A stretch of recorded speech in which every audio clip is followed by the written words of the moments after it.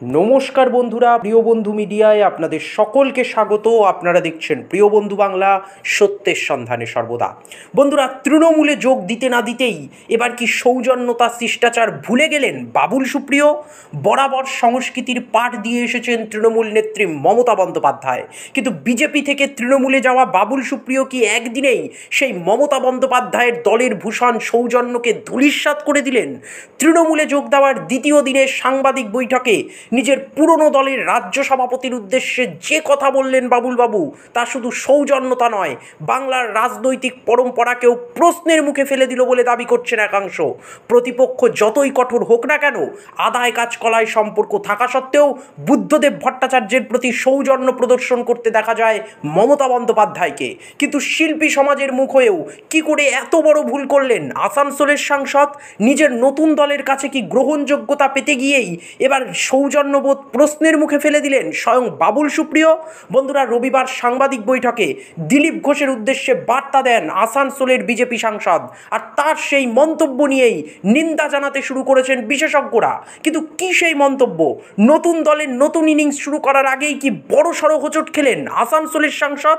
বন্ধুরা, গোটা বিষয়ের গভীরে পৌঁছতে হলে প্রথম থেকে শেষ পর্যন্ত দেখতে থাকুন, শুনতে থাকুন প্রিয় বন্ধু বাংলার আজকের প্রতিবেদন। আপনারা সকলেই জানেন যে 2014 সালের সাংসদ হওয়ার পর, কেন্দ্রীয় মন্ত্রী হয়ে দীর্ঘদিন বিজেপির সঙ্গে ঘর করার পর এখন বাবুল সুপ্রিয় যোগ দিয়েছেন তৃণমূল কংগ্রেসে। কিন্তু দল বদল করার সঙ্গে সঙ্গেই তার সৌজন্যবোধের অভাব দেখা দিতে শুরু করেছে বলে দাবি করছেন একাংশ। কেননা তৃণমূলে যোগ দেওয়ার পর রবিবার সাংবাদিক বৈঠকে নিজের প্রাক্তন দল বিজেপির রাজ্য সভাপতির উদ্দেশ্যে যে উক্তি করলেন বাবুল সুপ্রিয়, তা বাংলার সংস্কৃতিপরায়ণ মানুষের মনে যথেষ্ট দাগ কাটছে বলেই মত বিশেষজ্ঞদের। বিজেপির রাজ্য সভাপতি দিলীপ ঘোষকে বর্ণ পরিচয় উপহার দেওয়ার কথা জানিয়েছেন বাবুলবাবু। বলেছেন দিলীপ ঘোষ নাকি বাংলা ভাষা জানেন না, তিনি নাকি কলুষিত বাংলা শব্দ প্রয়োগ করেন। কিন্তু হঠাৎ করে কেন এত বিলম্বিত বোধোদয় বাবুল সুপ্রিয়র? এতদিন যে দিলীপ ঘোষের নেতৃত্বে বিজেপিতে কাজ করতে দেখা গেল তাকে, রাতারাতি সেই দিলীপ ঘোষকে এত বেনজির আক্রমণ কেন? বলা বাহুল্য, বর্ণ পরিচয় থেকে সহজ পাঠ, শিক্ষা শুরু হওয়ার প্রথম ধাপ। শিক্ষাবিদরা বলেন, বর্ণ পরিচয় না জানা থাকলে শিক্ষা গ্রহণ সম্ভব নয়। আর সেই বর্ণ পরিচয় দিলীপ ঘোষকে উপহার দেওয়ার কথা বলে তাকে কি অশিক্ষিত বলার চেষ্টা করলেন নতুন নতুন তৃণমূল হওয়া বাবুল সুপ্রিয়? তবে দিলীপ বাবুর উদ্দেশ্যে তিনি যে মন্তব্য করলেন, তাতে সেই বাবুল বাবুর শিক্ষিত মুখ এবং সৌজন্য মনোভাব নিয়েই সংশয় প্রকাশ করছেন একাংশ। তাদের দাবি, এভাবে কি প্রতিপক্ষকে আক্রমণ করা যুক্তিযুক্ত? রাজনীতিতে প্রতি মুহূর্তে নতুন শিক্ষা দেয়, কিন্তু দল বদল করার পর বাবুল সুপ্রিয় দিলীপ ঘোষের উদ্দেশ্যে যে মন্তব্য করলেন, তাতে তার নীতি নৈতিকতা নিয়ে এই প্রশ্ন তুলছে বিজেপির ঘনিষ্ঠ মহল।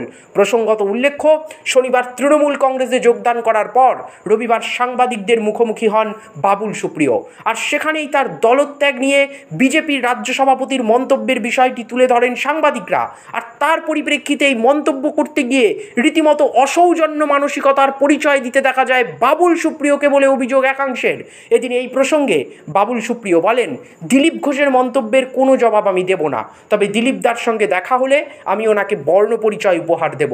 আমার মনে হয় দিলীপদাকে বাংলা ভাষা নতুন করে শিখতে হবে। উনি যেটা বলেন সেটা বাংলা নয়, বাংলা ভাষাকে কলুষিত করেন। ভদ্র বাংলা ভাষা কি সেটা ওনার জানার প্রয়োজন আছে।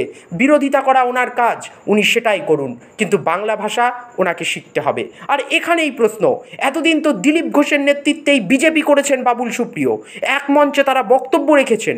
দিলীপ ঘোষ যদি বাংলা ভাষায় পারদর্শী নাই হবেন, তাহলে কি করে তার সঙ্গে এতদিন এক দল করলেন বাবুল বাবু?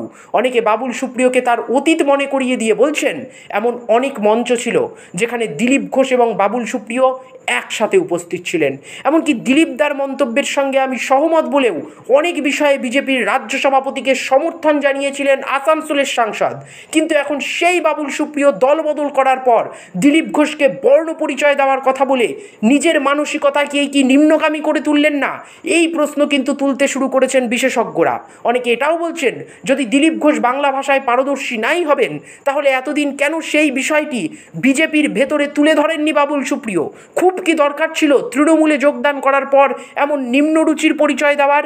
শত তিক্ততা সত্ত্বেও মমতা বন্দ্যোপাধ্যায় বারবার চেষ্টা করেন বিরোধী দলের প্রতি সৌজন্যতা দেখাতে, কিন্তু তৃণমূল কংগ্রেসে যোগদান করার পরেই যেভাবে বাবুল সুপ্রিয় প্রতিপক্ষকে রাজনৈতিক আক্রমণ করা অপেক্ষা ব্যক্তিগত আক্রমণ করলেন এবং সৌজন্যতা ভাঙলেন, তাতে তার বিরুদ্ধে ক্ষোভ ক্রমশ মাথাচাড়া দিতে শুরু করেছে।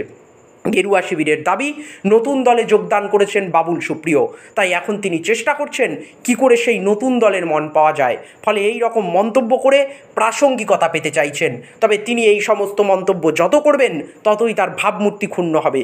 তিনি শিল্প মানুষ, কিন্তু তার কাছ থেকে এই ধরনের মন্তব্য কাম্য নয়। বিশেষজ্ঞরা বলছেন এর ফলে যথেষ্ট চাপে পড়ে যাবে তৃণমূল কংগ্রেস। ঘাসফুল শিবির প্রতিপক্ষের প্রতি সৌজন্যতা দেখায় বলে যতই দাবি করার চেষ্টা করুক না কেন, নতুন নতুন তৃণমূল হওয়া বাবুল সুপ্রিয়র মন্তব্য যে প্রথম দিনেই চ্যালেঞ্জের মুখে ফেলে দিল ঘাসফুল শিবিরকে, সেই ব্যাপারে একমত একাংশ। আক্রমণ করা যেতেই পারত, কিন্তু সেই আক্রমণ কেন সৌজন্যতা এবং শিষ্টাচারের মাত্রাকে অতিক্রম করলো? বন্ধুরা, আপনারা লক্ষ্য করলে দেখে থাকবেন যে বাবুল সুপ্রিয় দলবদল করার পর কিন্তু তাকে খুব একটা অতিমাত্রায় আক্রমণ করেননি দিলীপ ঘোষ, বরঞ্চ বাবুল সুপ্রিয়কে বন্ধু বলে সম্বোধন করেছেন তিনি। কিন্তু সেই দিলীপ ঘোষকে আক্রমণ করতে গিয়ে যে অসৌজন্যতার পরিচয় দিলেন বাবুল সুপ্রিয়, তাতে বর্ণ পরিচয় কে কাকে দেবে সেটা নিয়েই সন্দিহান পর্যবেক্ষকেরা।